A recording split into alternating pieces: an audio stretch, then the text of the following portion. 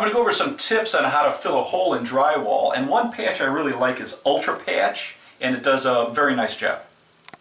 The first thing you want to do is knock off any loose paint or any high spots, so just taking the compound knife, we'll just scrape it around the hole, and now with this patch it's very unique. We're going to put about 1/8 of an inch of compound on the back of this. And a couple of tips. One is if you're just doing a couple small repairs, you can buy a small container of spackle. I like the spackle because it dries in an hour or so. I'm just going to put a little dab on the wall and just stick my patch to this, and this is going to allow me to put a pretty uniform amount of compound onto the back of this. So we'll just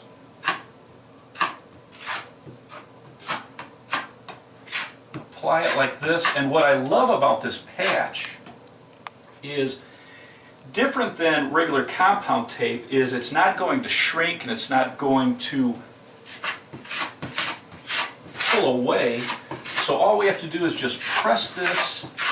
I love the fact that it's round in shape because a square patch you tend to catch on the edge. So all we're going to do is we're just going to wipe off the excess, and that compound that hangs on the back of this is actually going to make a very structural patch. And so I'm just going to wipe off the excess. You can see how nice that smooths. And because this isn't going to shrink, I'm going to put a very thin coat right over the top of it.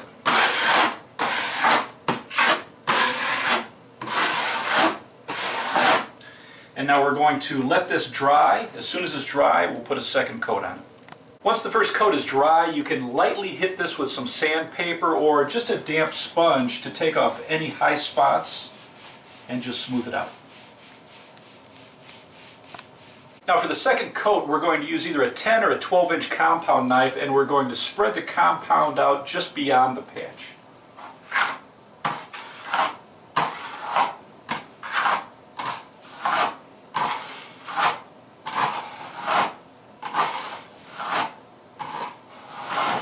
And then we'll let this dry and we'll put a third final coat over the whole thing.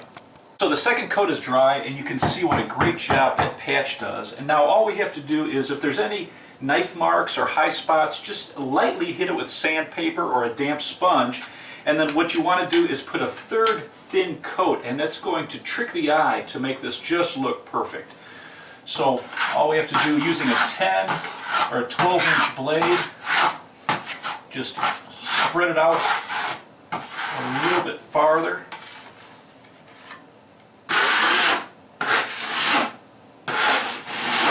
And we'll just let that dry. We'll touch it with a damp sponge and it'll look perfect. Now that third thin coat is dry, we can just sand out any little imperfections, and it's just amazing how seamless it becomes, and it looks really great. And what's nice about a damp sponge is you can really take down compound very fast and there's no dust at all.